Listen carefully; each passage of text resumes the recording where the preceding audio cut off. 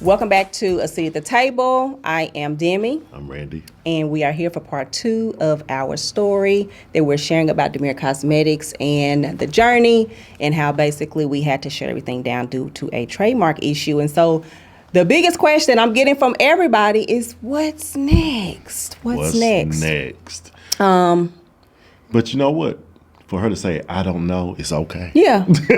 She doesn't know. Yeah. She just knows there is a next. There is a next. I mean, I have a lot of things that I'm working on, but, that I've been working on. But what's next is just organizing, finding peace, finding balance, strategizing everything. But right now where I am, it's just at a piece of rest because my journey has not just been cosmetics. Like, I've been a whole hairstylist for years. I've done 20, 30 heads a day. I'm not taking vacation. I've not done anything for myself. And what happens for somebody like me who is a perfectionist, I am a visionary, I am an artist, when I hear what's next, I get triggered of like, okay, like what do I got to do? Like, what am I going to do? But I don't have to do anything because I've done so much already. That doesn't mean that I'm stopping.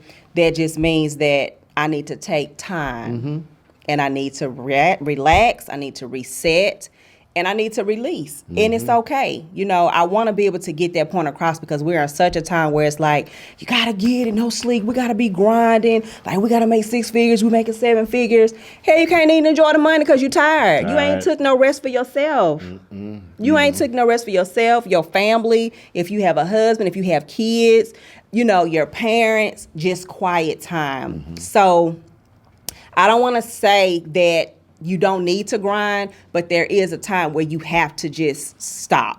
You just have to stop. And for me, where I am now, it is a place of rest. Do I have things going on business-wise? Absolutely. But it's not to the point to where I'm going to get back on the hamster wheel because that will take you to depression, suicidal thoughts. You just want to throw it all away, shoot it all to hell because it's so much. It's a lot, and that's the thing. A lot of the entrepreneurs don't tell you. They show you the end result. They don't show you the journey. They don't show you that you had to pay your utility bill, but you took your utility bill money to invest back into your business, or you had to pay your rent or your mortgage, but you was like, well, I'm gonna have to let this be late and take these fees because I need to buy this product. You know what I mean? So those are the things that they don't want to tell you, but it's a real thing if you're fighting for your business. Yeah. It's a real thing, man. So it's funny because I watch it, but do you find yourself busier now? Do I find myself busier now? No, I don't. I mean, Not physically. mentally, I find myself mentally busier now just because I'm managing everything, but physically, no. I get on the couch with my new Emily and lay down. But the thing about being busier mentally now, it's not the same stress. It's not the same stress. It's not the same stress. And I think it's not the same stress because you don't have so many people pulling on you now. And you actually can do it, like you said, laying on the sofa. You can actually do it, and you get so much accomplished. Do y'all on a know daily how many basis. years it's been so I could just lay on the sofa, just get up, get a cup of coffee, and get a blanket and just lay on the sofa and watch TV and not feel guilty and not have to pick up my phone and answer all these messages? Like, that's peace for me right now because I done it for over 20 years. But I will say this. You establish control of what you do long time ago. Oh, yeah. And what I mean is, one thing about the beauty industry, you can be controlled by the money and the people. Yes. Because they don't. And the accolades. And the accolades. Now, don't get me wrong. I'm not saying that your client's time is not precious, but you have to establish as the stylist that your time is precious as well. Absolutely. And it's okay as an entrepreneur to set parameters. It's okay to say that, you know what, these are my hours. Right. Oh, but I don't get off of, you know what, I apologize that you don't get off to this time, but this is my schedule. How can you fit your life into mine? See, we have to realize that the big boxes, they don't ask you what time you get off from work. No, they don't. The big boxes say, these are my hours.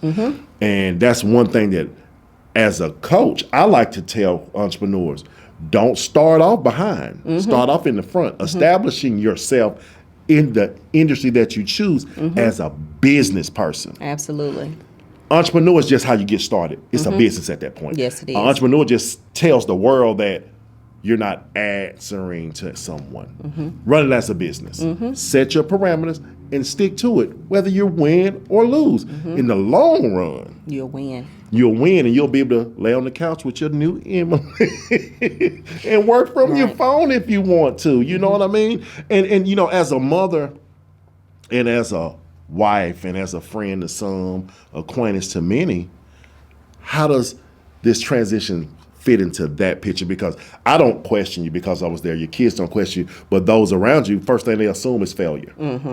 Oh my God, what happened? What happened? Are you gonna be okay? How are things going? And you know, they thinking, can you pay your bills? Come on, you digging too deep into my life right now. Exactly. Yeah, exactly. Exactly. But how do you handle that? I think that people need to understand how to handle when you're in transition and people have been observing you for all these years, and then they see this sudden stop, and the first thing that comes to their mind is, oh gosh, she's folded. I'm human. I'm human. Like, it doesn't matter what level you go to. It doesn't matter if you have all these superpowers and all these things like that. We're all human, and things happen, and that's just it. You know what I mean? There's no other answer. Just human. You know, this is something that I was watching television the other day, and I noticed an individual that I know for a fact had filed bankruptcy, but they're back on top. Why can't the little people like us get the same grace that they get? Oh, they filed bankruptcy, y'all. Oh, they don't, baby. You know how many people found bankruptcy to get back on top? See, it's a game. We're not even gonna go into that conversation, but it's a game. But you know, they get You have to learn to play it. I already know they got a plan. But if it was us, oh man, I knew they was gonna fold. It's not fair. What if we had a plan? What if we had a plan? You feel what I'm saying? And that's what's important. Stop crucifying people. Oh, please stop crucifying. Please stop crucifying. Because you never people. know, you might be in their shoes one day. But I also Just don't know know. that a lot of people that crucify because they never had the courage to bet on themselves. See, she didn't stop and bet on somebody else. She's still betting on herself. Yeah. She's still betting on herself. She just went into her bag of tricks and said, let's try this one this time. And then she's going to put all of her love into that. And she hasn't fell off at all. Actually, I feel like she's actually elevated. I do too. I really do believe that. And I'm not just gassing because this is my wife. I'm telling you, I really believe she's elevated to another level. I see a brightness, you know. You all don't understand how it is to see a beautiful, happy person never smiling, and they're not upset. They're just perplexed because they don't understand the why. Yep. They don't understand It's the why. a hard place to be in. It's a hard place to be in, especially when you're amazing. Yeah. And everywhere you go, people are like, it's Demi. Yes. Demi. Oh my God, so nice to meet you. You're so down to earth. We just love you. I'm like, that's just my personality. Now my face might say something different, but that is honestly my personality. But I'm just thankful that you stayed on that journey with me because I know it was hell. Where I'm going? Nowhere. I ain't going nowhere. I love it. See, I love it. I love it. I love it. I love it. See, the thing about people don't know is I walked away from letting someone tell me what to do to fight this battle with her. Best decision I ever made in my life because I learned so much. I've learned so much that now, see, people, by me learning from her from 2004 till this transition, made it easier for us to go on this journey together now at the beginning. See, she'd been on this journey since she was 17. She deserves a break. Yeah. But she also deserved to have a partner that understood she needed a break. Yep. So that I knew when to say, you know what, I got to turn my gas up now. Right. Because I'm not going to let her fall back on the things that she's always deserved, wanted, and needed over the last close to 15 years. I got to find a way to keep the thing rolling. And guess what she says? I'm going to help you keep it rolling. So we just did what we did. We didn't switch roles. We just switched where we're standing in line. Even though she's still in the front. I'm the boss. She's always the boss. I still like to carry the bags for her. Yeah.